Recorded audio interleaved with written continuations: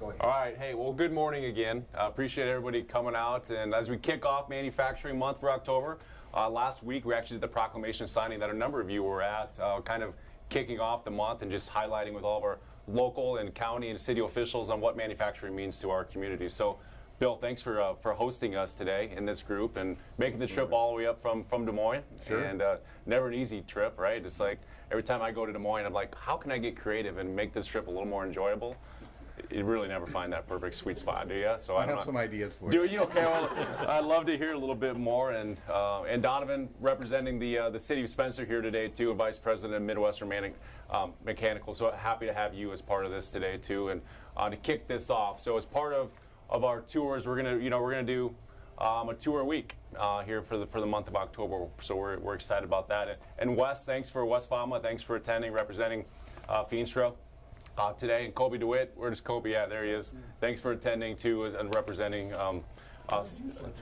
So yeah, he did right behind you. So Randy Swanson. And Randy, there you are. You snuck in too. Good to see you, and thanks for joining on behalf of Clay County. So anyway, great to have everybody here. As we know, and I always talk about the manufacturing is obviously the largest sector of the workforce in the state of Iowa, head of agriculture. So it really is the largest demographic of our workforce as well. And as we have conversations with all of our large employers, especially in manufacturing, we all need people. And we were talking to Paula Binger yesterday with the Workforce Development Group out of the state, and we talk about the unemployment rate in our counties. There's just really not enough people to fill all the jobs that are even available. So it's not like if you have 25 jobs that you need. I mean, there's just not enough people in our communities and our counties even to fill that gap, which is crazy. So it actually is a people problem, and it's a recruitment issue on how to figure out how we get these people up here to fill these many jobs. So, Bill, thanks again for coming and hosting us today. I'm going to turn it over to Donovan from the city and to speak on behalf of the city side, and then we're going to turn it over to you. So, thanks again. Thanks. I just want to say thank you for keeping your business here in Spencer. It's been here since '92. It's been here since '99. Since '99, okay. Been here a long time. I have a lot of family that wear your gear.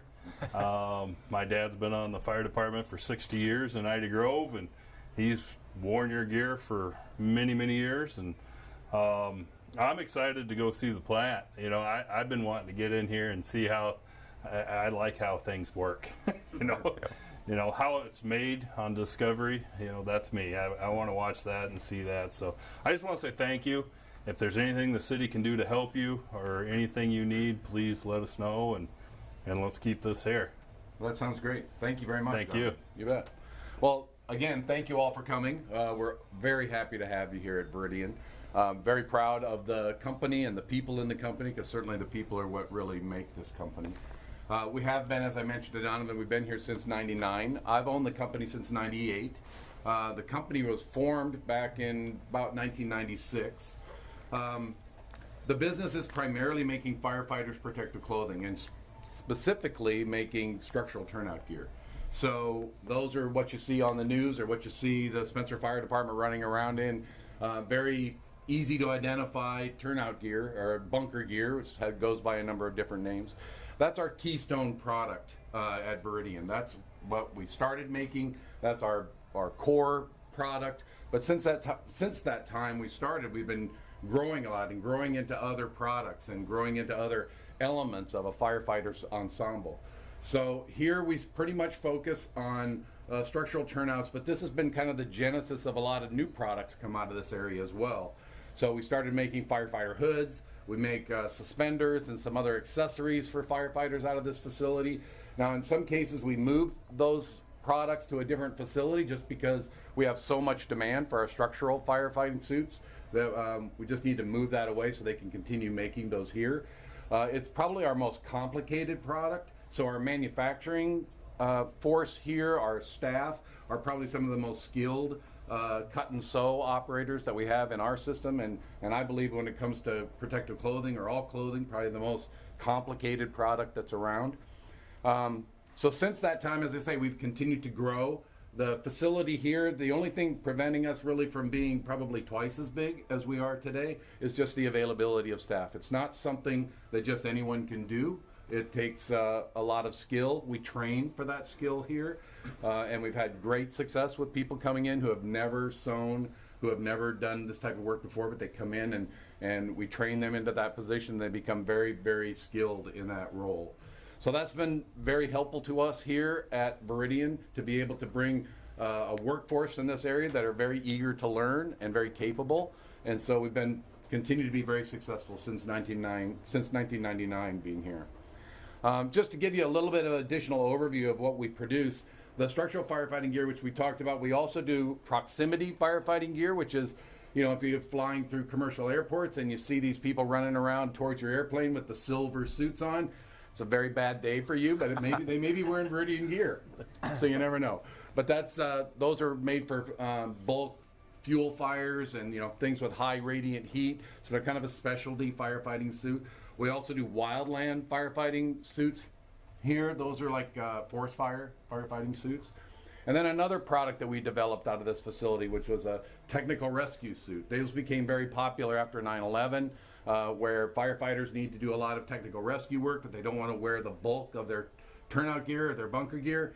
So they developed a new product called Technical Rescue, which is a single layer protective clothing, fire retardant materials that they use for doing technical rescue or vehicle extrication, those types of things. So a lot of new development in those areas as well.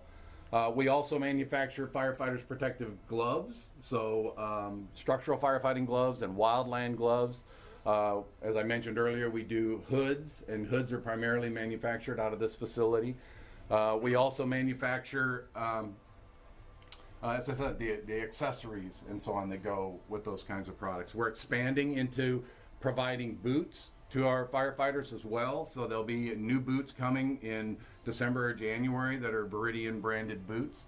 We won't be manufacturing those here. Those will be our first attempt at manufacturing a product overseas and bringing it over here to the U.S. to be sold. Currently, Veridian has about 135 employees. There's about 40 employees here in our Spencer facility. As I mentioned, we could probably double that given the amount of demand. A tremendous amount of demand in the fire service area for structural firefighting gear. There's been a lot of visibility about the need for firefighting gear to be monitored with regard to its condition. It needs to be washed frequently. Used to be something in the fire service where people never washed their gear because it made them look, you know, really active, you know, to be really dirty and stinky and so on and so forth. That's kind of given way to understanding that that's not very healthy, that there's a lot of bad elements that come off a structural fire. So now they need to they need to wash their gear more frequently. And when you wash gear, we all know this from washing clothes, when you wash gear, it just tends to kind of wear it out. Additionally, while the gear is being repaired or washed or any of those sorts of things, obviously firefighters need their gear in order to do their job. So that's kind of created an environment where they need more than one set of turnout gear. So that's been a challenge as well, because there's about 1.2 million firefighters in the United States. All of those firefighters kind of almost overnight, it was determined that, well, we really need 2 sets of gear. So it kind of doubled the size of the market really overnight. So those things created a challenge, and then as well as the COVID-19 issues with supply chain really hit our industry as well as it hit everybody's industry, and it really set us back. Veridian used to be able to promote the fact that we made custom-built firefighting gear for firefighters in 4 to 6 weeks. And that was really kind of our claim to fame, that we were able to do that. Our staff was responsive in being able to get this information, get it into the factory, get the gear made, customized to the firefighter, and out in 6 to 8 weeks. Right now, our backlog is probably 25 weeks. I mean, we're just really backed up with regard to the amount of demand that there is, and that's pretty much the case across the industry. So it is, unfortunately for the fire service, it's an issue that's hitting the industry entirely, but fortunately for us, we're not standing out as a poor performer, so to speak. So we're working very hard to try and increase that throughput through the factory and get that done. And you see people are working really hard to do it. You'll get a chance to see here in the tour. So as I say, the businesses continue to grow. We've had a tremendous experience having Veridian located here. When I first bought the company, it was down in Kentucky. We outgrew that facility very quickly, so moved it up here to Spencer, and it's been successful for us in Spencer ever since.